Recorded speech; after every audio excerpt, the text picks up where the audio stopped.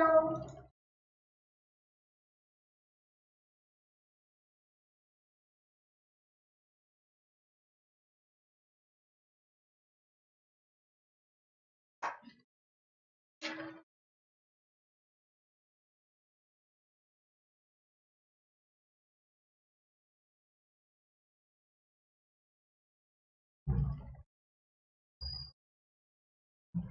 very good morning to everyone. Welcome in the class. We are doing a crash course for CSIR UGC NET at 10:30 every morning. And as we say in the beginning, let's crack CSIR UGC NET. And that is also the name of our channel, that is Let's Crack CSIR UGC NET. You're watching this video under the platform of Unacademy. Unacademy is one of the India's largest platform for the preparation of CSIR NET examination and many other competitive examination. So you're watching this video under the Unacademy platform. I'm your educator Farida Johar Bandukwala. I have a teaching experience of 10 years. I've qualified MP SLET examination in year 2018. If you're opting for Unacademy, what all things you are going to get? You are going to get daily life classes. You are going to get the whole syllabus in a well structured manner so that you can complete the syllabus in a well defined time, as you need to study all the 13 units. So you need to be very precise and specific about which topic to be picked up. So that is also possible with Unacademy. Other than that, Unacademy provides live tests and quizzes. And what is so good about these things is that you can evaluate yourself that how much you have learned so far, and unlimited access towards all the videos which have been recorded in the category. Then free live classes are conducted on two places, that is YouTube. So you can just go to the channel, subscribe the channel, hit the bell icon for getting the notifications, and you will be getting the access of all the free live classes of YouTube. Then the free classes are conducted on the Unacademy learning app, and the classes are called as special classes. For that, you need to download the Unacademy learning app from Google Play Store, and then you may need to make your account, and then you will be asked to fill the referral code of an educator. So fill my referral code, that is FB01. Do not forget this referral code. When you will fill this referral code, you will be getting the access to attend the special classes. The special classes which you can attend can be of mine or can be of other educators.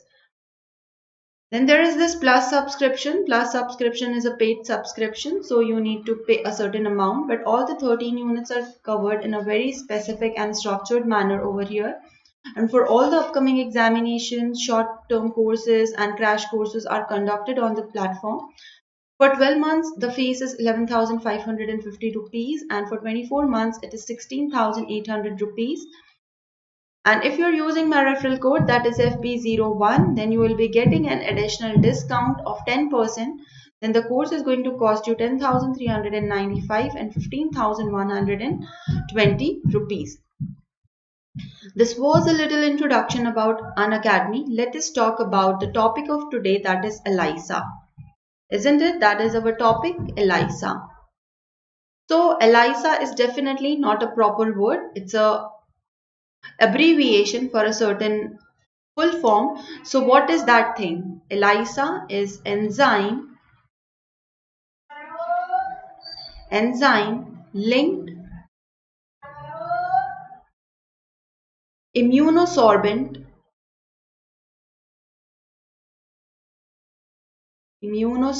assay. This is the full form of ELISA. Remember, enzyme linked immunosorbent assay. It's a very common laboratory technique, and for what it is done, that is the most important thing when we are saying assay, enzyme assay and certain kind of things. So whenever we say assay, the most important thing that we should know is its use. So the use or the utility of ELISA is to measure the concentration of an analyte in a solution. Usually this analyte can be antibody or antigen. So its use is to measure the concentration of an analyte And this analyte is your antibody or antigen in solution. So it's an immunological assay, and its use is to know the concentration of analyte, how much antibody is there in an analyte or how much antigen is there in the analyte. For that, ELISA is done. So now, why the word given to a certain technique? The word given is enzyme linked immunosorbent assay. Why such a specific kind of word? So we'll be seeing that why this term was given, right? So why this term? So there are certain reasons why this term was given. We'll be elaborating that. So antigen or antibody of interest is actually absorbed on a plastic surface. That's why the word sorbent comes. So why the word sorbent came? Sorbent because antibody or antigen of interest is absorbed on to plastic surface. Onto plastic surface. First thing that we have seen is sorbent. Now another word from where this immuno came. Immuno. So antigen is recognized by a specific antibody. Thus it is called as immuno. Antigen is recognized by specific antibody. Thus it is called as immuno because there is interaction of antigen and antibody. Thus it is falling in the category of immuno. Then what word is left? Let us write enzyme linked immunosorbent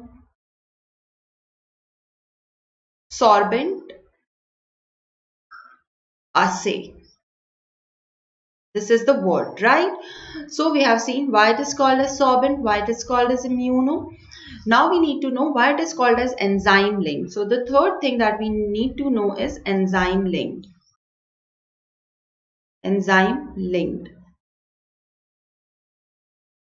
So this antibody is recognized by a second antibody which has enzyme attached. That's why it is called as enzyme linked.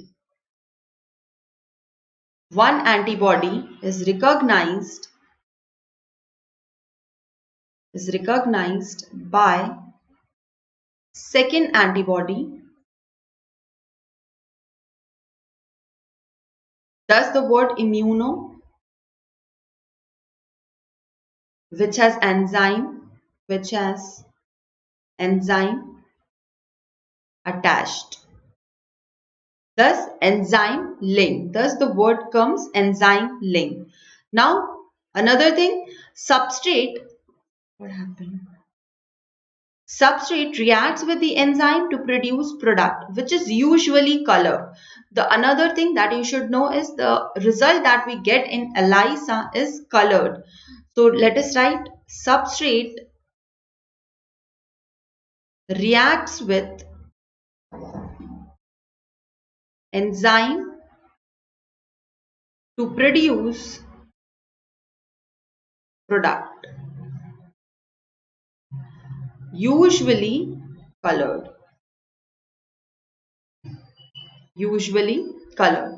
So this is enzyme linked immunosorbent assay.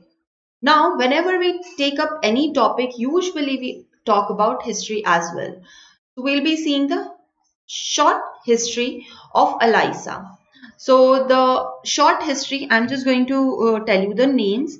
So radioimmunoassay, that is RIA, was actually first described in a scientific paper by Rosalind Sussman-Yalow and Solomon Bersin in year 1960. Then after 1960, in year 1971, the two scientists, that is Peter Perlman and Eva Engvall at Stockholm University in Sweden, and Eva in Anton Schuchers and Bock van Wiemen in the Netherlands, they independently published that synthesize this knowledge to perform the method of ELISA. So initially it was also called as enzyme immunoassay. So it is also sometimes called as EIA or ELISA.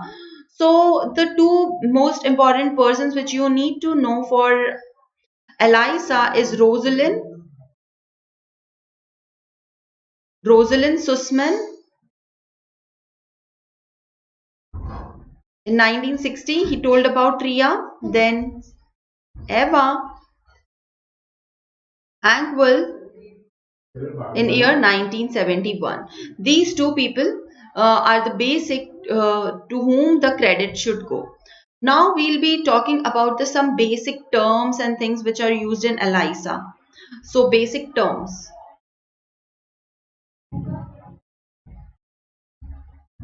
Basic terms. First is solid phase. So what is a solid phase, or which thing will be called as solid phase? So usually a microtiter plate well having 8 into 12 well format is used. So solid phase is microtiter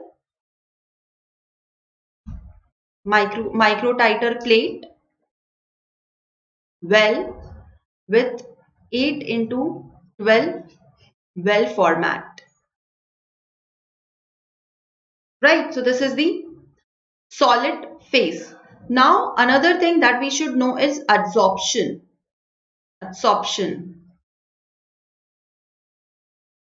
So the process of adding an antigen or antibody diluted in the buffer. So it attaches to the solid phase on incubation. That is adsorption. So process of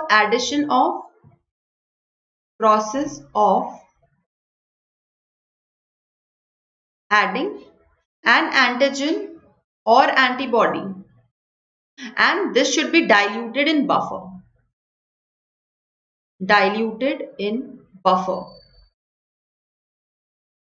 So it attaches to the solid phase on incubation. So it attaches to the solid phase on incubation. This is adsorption. So solid phase adsorption. What happens in adsorption? The antigen or antibody, they are diluted in buffer, then they are added so that they attach to the solid phase, which we have mentioned over here, solid phase. This was adsorption. After that, washing.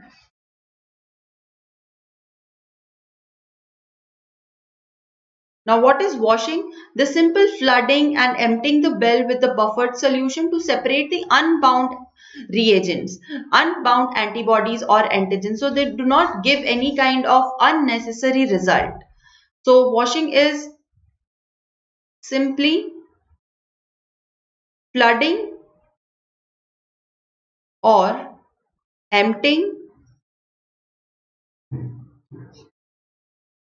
wells with a buffered solution,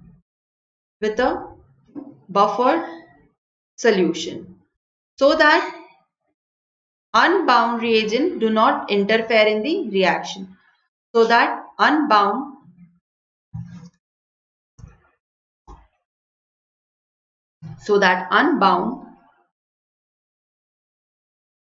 reagents do not interfere in ELISA. This was washing. Now another basic term is antigen that you should know. So I know that almost everyone knows what is an antigen, but we need to know over here as well. So any molecule that elicits the production of antibodies when introduced into the body is called as antigen. So any molecule which elicits production of antibody when introduced into body is called as antigen. Other than antigen, antibodies. So proteins which are produced in response to the antigenic stimuli are called as antibodies. Proteins produced in response to antigenic stimuli are called as antibodies. Antibodies would be produced in body and antigens would enter from outside the body. Now last is enzyme conjugate, that not last but some more for this page. Enzyme conjugate.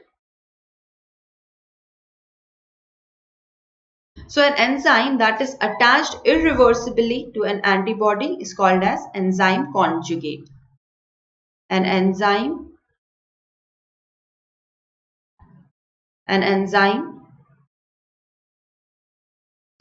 that is attached irreversibly to an antibody is called as enzyme conjugate. Other than that, chromogen.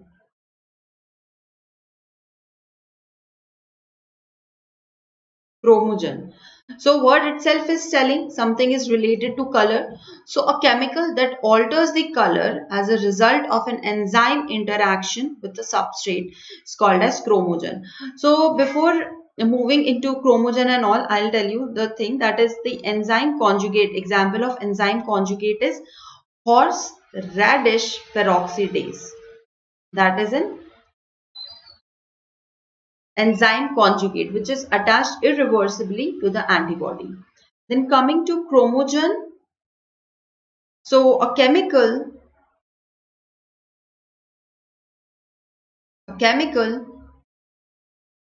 which alters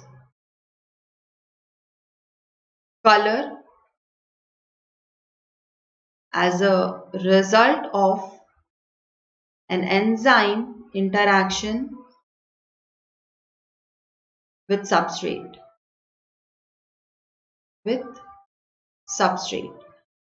So color reaction is used as a signal that whether the reaction has occurred or not. So the example of a chromogen is TMB, that is trimethylbenzidine, that is a chromogen. After that, stopping, the term that you should know is stopping. So the process of stopping the action of an enzyme on the substrate is stopping. Action of an enzyme on a substrate, is stopping. Then reading. So reading is a spectrophotometric measurement of color developed in ELISA. It is the spectrophotometric measurement of color developed. That is reading. After that, we should know what is the principle of ELISA. So we'll be doing that principle of ELISA.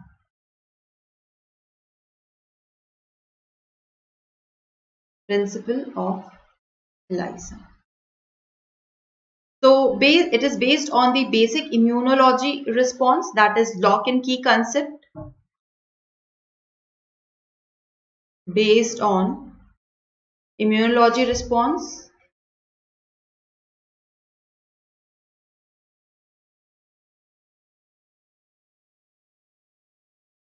that is lock and key concept.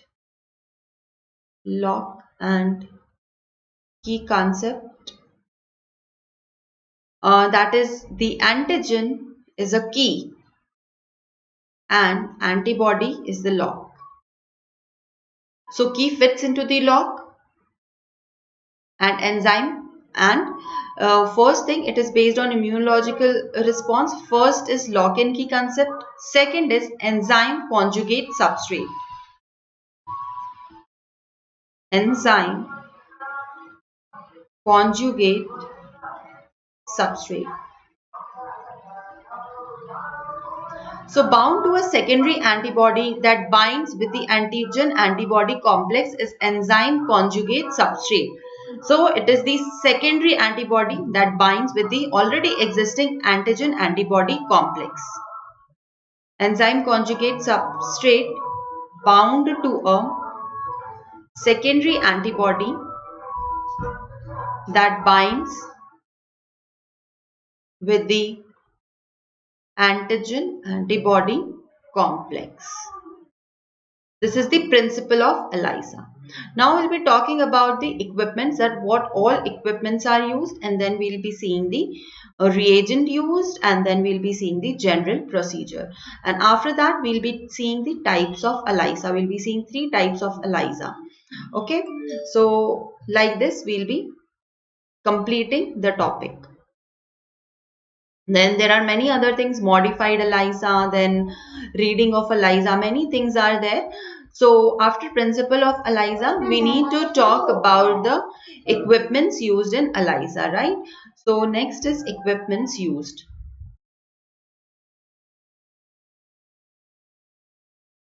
Equipments. So first is micro well plate. Micro well plate.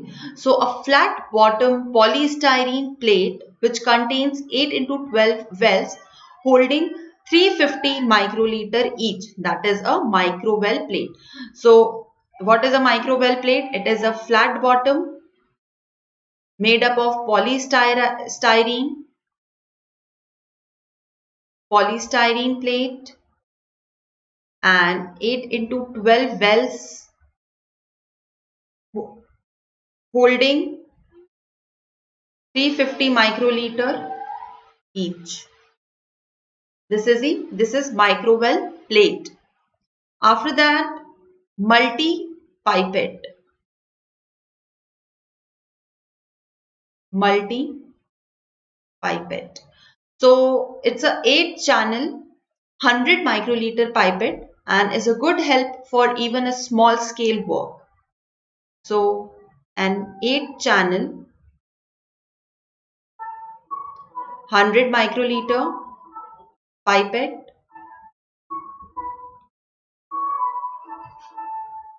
that is a multi pipette. It should have 8 channel and 100 microliter pipette is needed. Then washing device. Washing device. So it's a manually operating washing devices, maybe particularly where there is a risk that the sample tested in ELISA contain infectious material, so must be collected for subsequent disinfection. So washing devices. Then we would need microplate washer.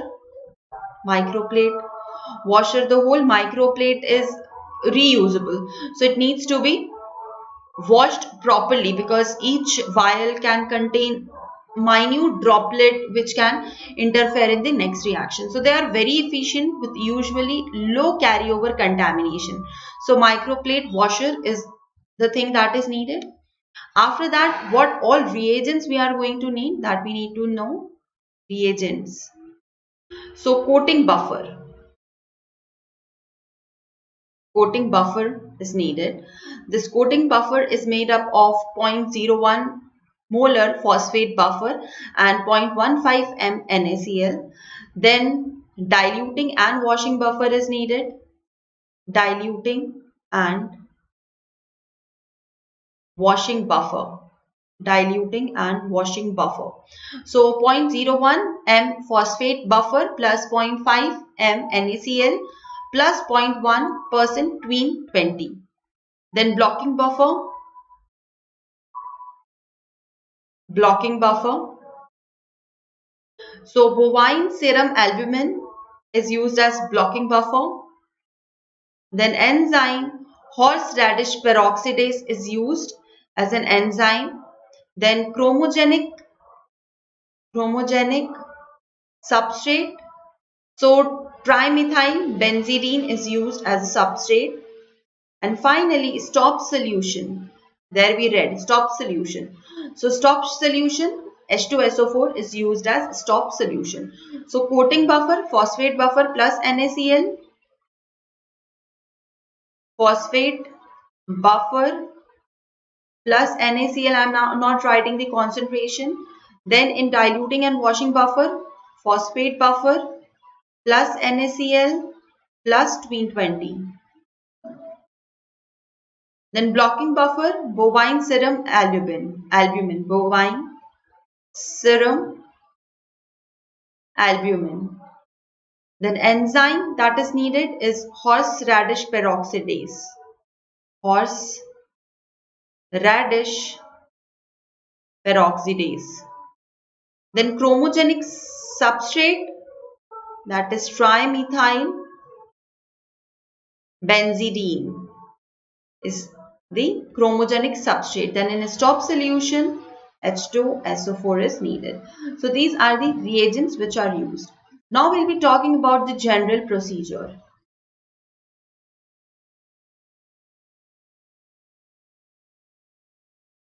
General procedure. So first of all, what is done? Antigen or whatever sample, it is added to the plate. Antigen oblique sample is added to plate, the micro well plate, that is 8 into 12 wells. Then blocking buffer is added to block the remaining protein binding site. Blocking buffer is added to block remaining protein binding sites. Protein binding sites. After that, next a suitable primary antibody is added. A suitable primary antibody is added. After that, a suitable secondary antibody, that is HRPO, horseradish peroxidase conjugate, is then added. Then a suitable secondary antibody, that is horseradish peroxidase conjugate, is added. And it recognizes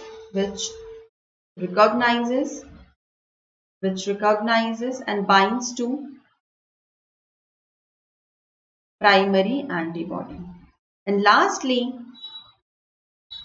the chromogenic substrate.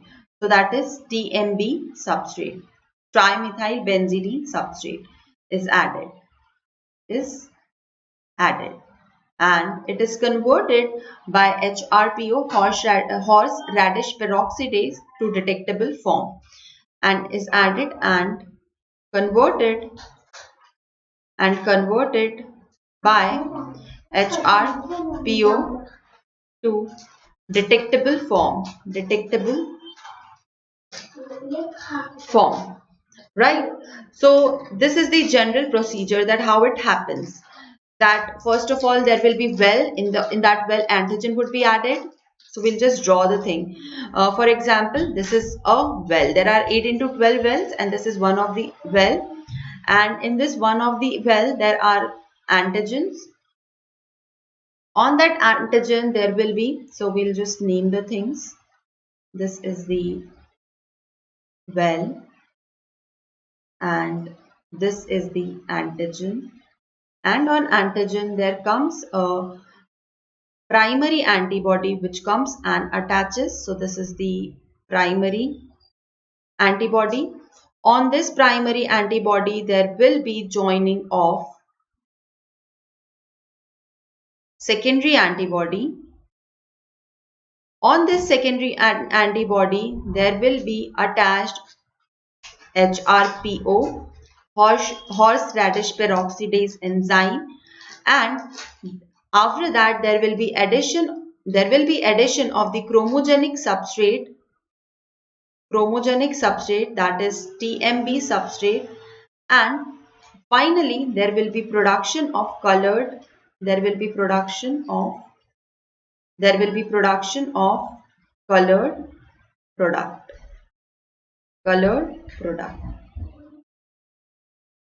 So this is the whole step. First of all, there will be attachment of antigen, then primary antibody would be added, then secondary antibody would be added, then the secondary antibody would be in conjugation with an enzyme, and then the color producing substrate would be added, and then there will be production of color. Like this, the process occurs. Now we'll be seeing the types of ELISA, and this time the first type of ELISA would be based on the detection. So types of ELISA.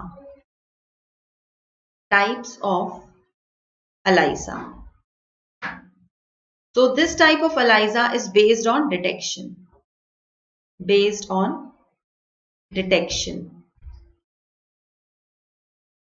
So first is colorimetric ELISA.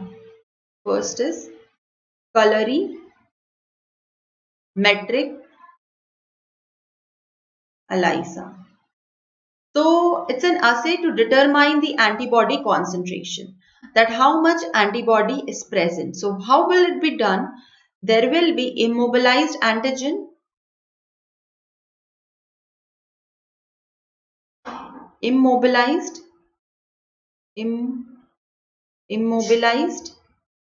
antigen. Then on this immobilized antigen plate or well, there will be addition of the primary antibody. So that the primary antibody would come and it would bind over here like this, right? And the one which is not attached would be washed out. In the next process, what is going to be happen, that the secondary antibody will come and bind over this. So let us just draw this.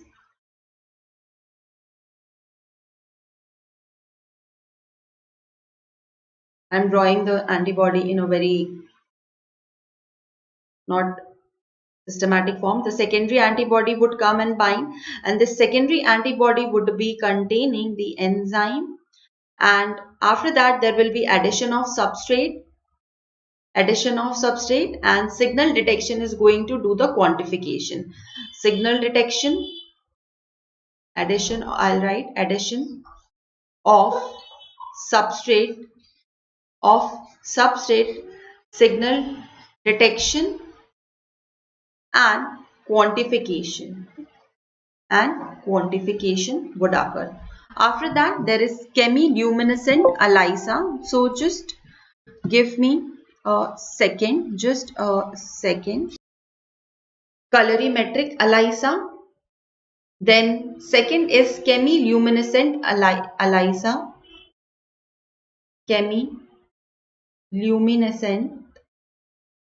ELISA.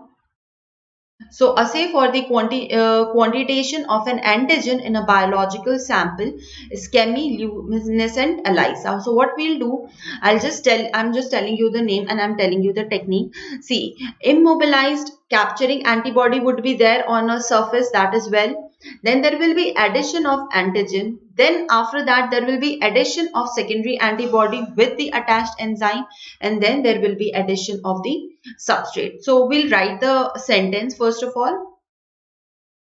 It's an assay for the quantitation of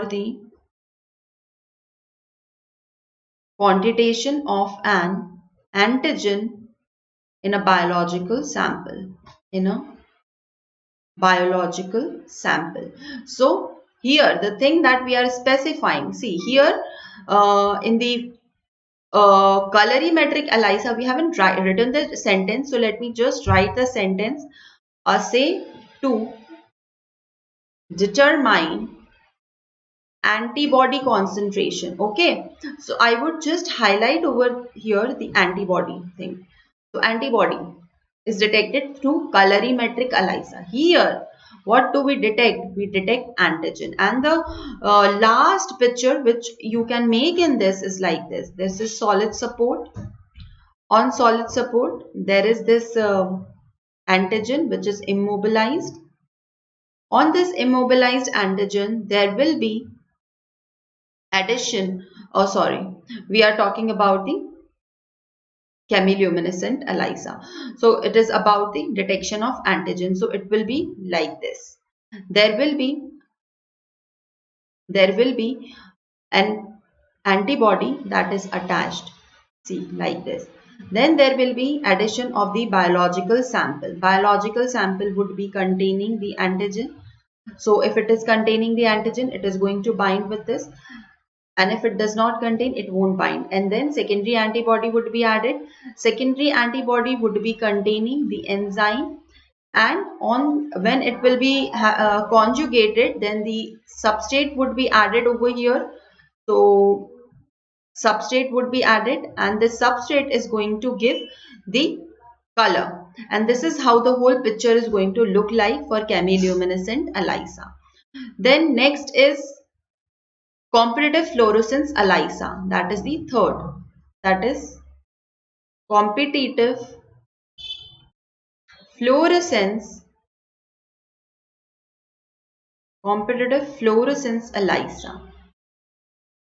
So what happens in this case is that there is immobilized capturing antibody. We'll draw the picture for this.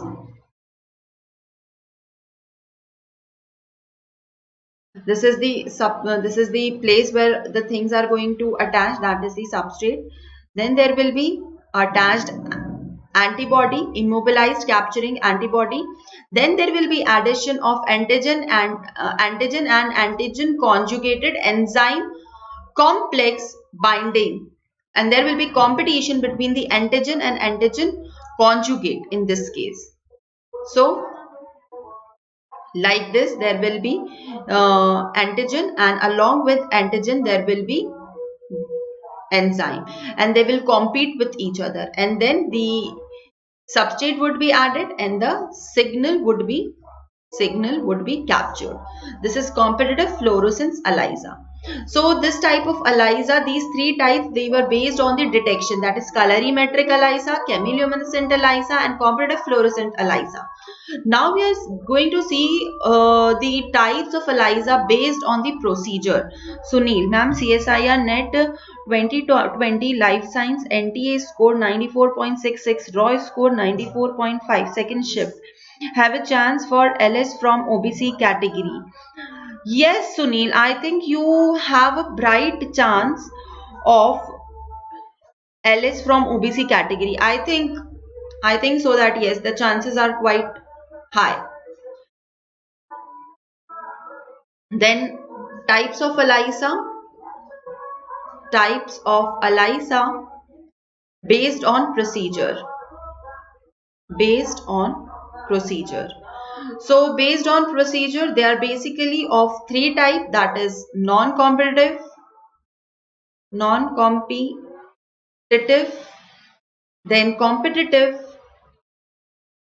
competitive, then multiple and portable. Then non-competitive itself is of three types, that is direct, indirect, and sandwich.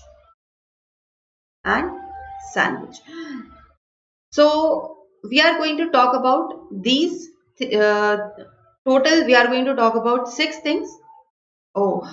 Just give me a second. I'll add some of the slides and then we'll continue with the topic. So let me add the slides.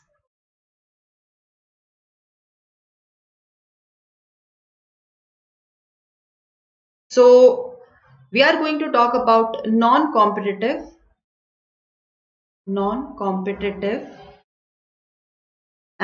direct ELISA, as non-competitive is of 3 types. So we are going to talk about non-competitive direct ELISA.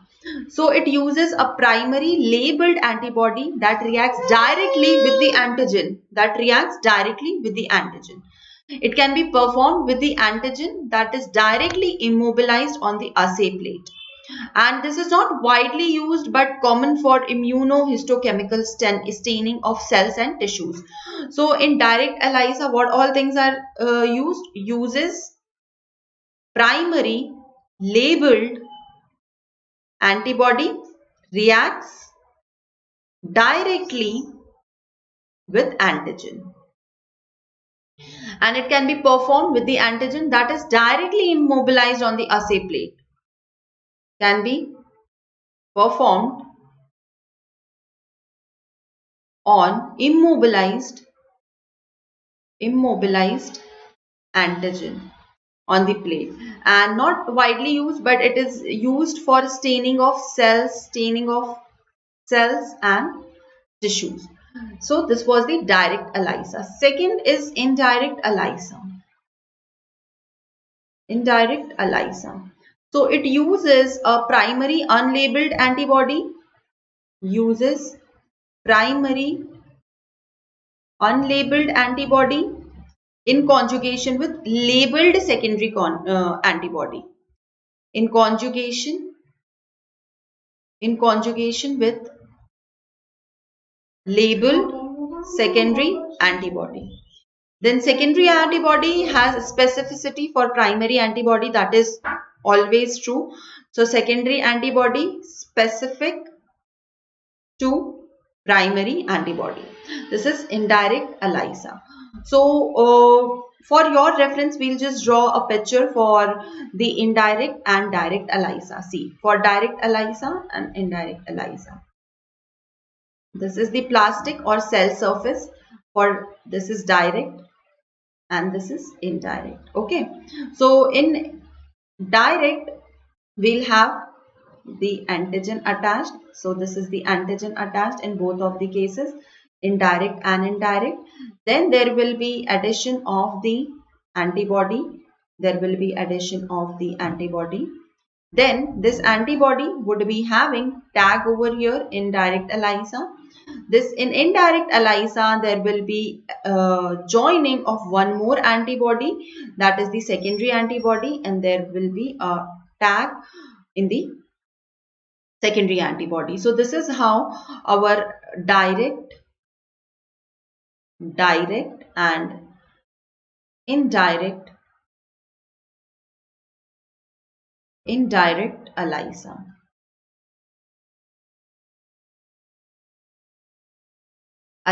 This is the antigen. Now rest all is clear. Antibody, primary antibody, secondary antibody. So this is how the picture of direct and indirect ELISA is going to look like. Then coming to non-competitive ELISA, part 3, that is sandwich ELISA. So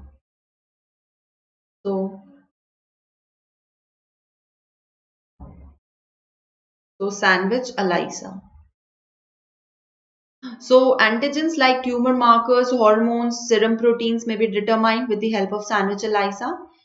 So let us see what all things will be determined. Tumor markers,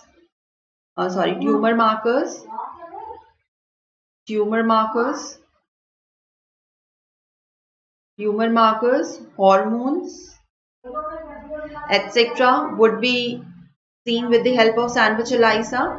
Then antigens in the sample bind with the capture antibody and become immobilized, and the antibody of the enzyme conjugate bind with the immobilized antigen to form sandwich of antibody to the wall. So for this, I'll be just drawing the picture so that the things would be clear. See, this is the surface. Then there will be addition of the antibody, and with the antibody there will be joining of the target protein, and on this target protein there will be joining of another antibody, and this is the detecting antibody. On the detecting antibody there will be joining of a enzyme linked antibody. And now this enzyme linked antibody will be reacting with the chromogenic substrate, and it is going to give the color. So this is how the sandwich ELISA is going to look like. You are seeing the two antibodies, they are having a protein which is joined in between them. So that is why it is called as sandwich ELISA. See, this is the capture antibody. We'll write the name. Capture antibody. This is the target protein. This is target protein, and this is the detecting antibody, and this is the HRP linked antibody, and this is TMB substrate, that is the chromogenic substrate, and then there will be emission of color. This is how the sandwich ELISA is going to look like. Then we'll be talking about the competitive ELISA, and then we'll be summing up our lecture. So lastly, let us talk about the competitive ELISA. So let us just go back for a second and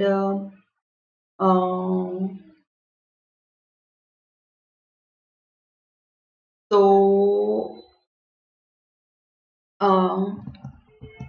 general procedure, then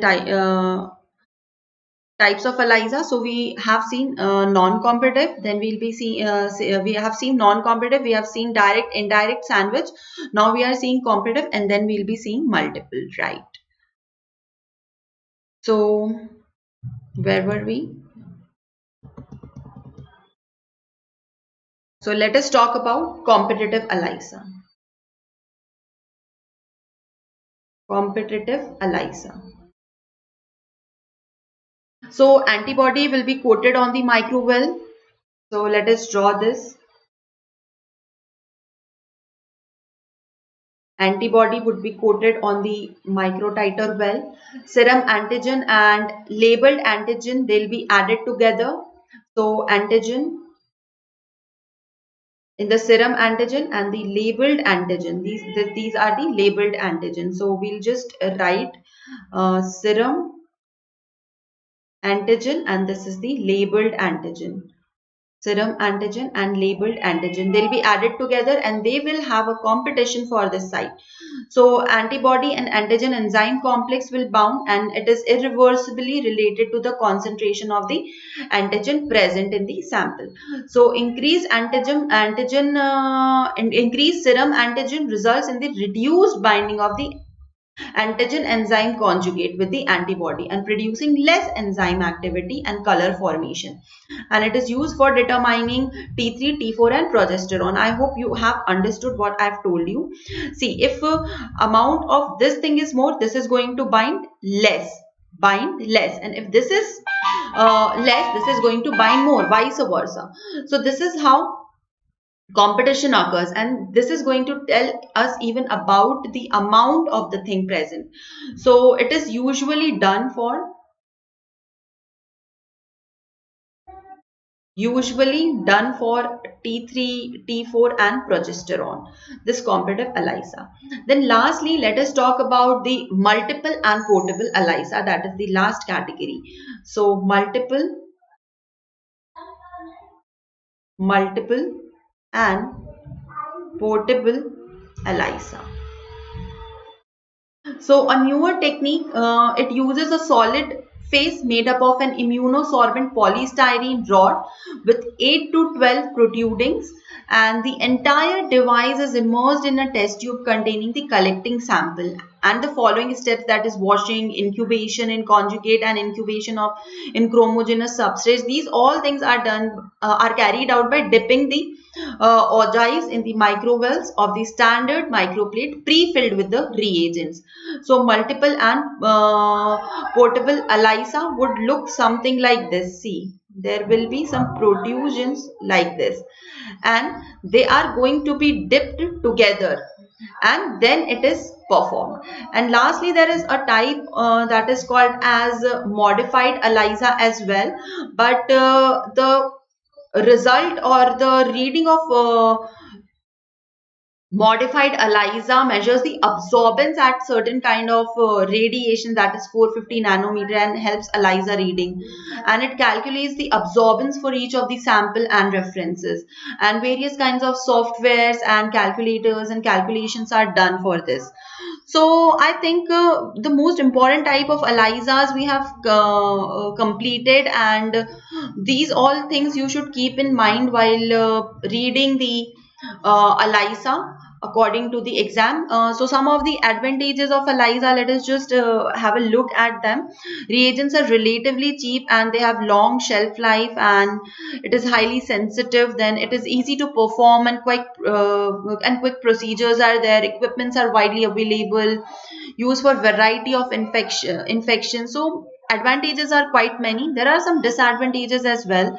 So they are: measurement of enzyme activity can be more complex. Enzyme activity may be affected by plasma constituents. Then kits are not cheap. They are widely available, but they are not cheap. Then false negatives and false positives are always associated with ELISA. So these all things are there when we talk about ELISA. And just now I've noticed that my mom is also watching the class live. Hello, mommy. Good morning. So this is a quite good place where my mom can see me every day live. So coming back to the topic, as we say in the end, let's crack CSIR UGC net, and that is the name of our channel as well. So subscribe our channel, let's crack CSIR UGC net. Hit the bell icon for getting all the notifications. And if you really like my video, give it a thumbs up, and use my referral code FB01 for the plus subscription, and even for special classes you will need my referral code, that is FB01. So by using this code you can watch the classes of any of the educator. It's just that you can go by my referral code for getting a 10% discount. So this is it for now. We'll be meeting in the evening with another interesting topic of the GATE syllabus biotechnology. In the evening we are doing a crash course for GATE, and in morning we are doing a crash course for CSIR UGC net. So this is it for now. Thank you very much for your patient listening. I hope you people have enjoyed, and till we meet next time, thank you very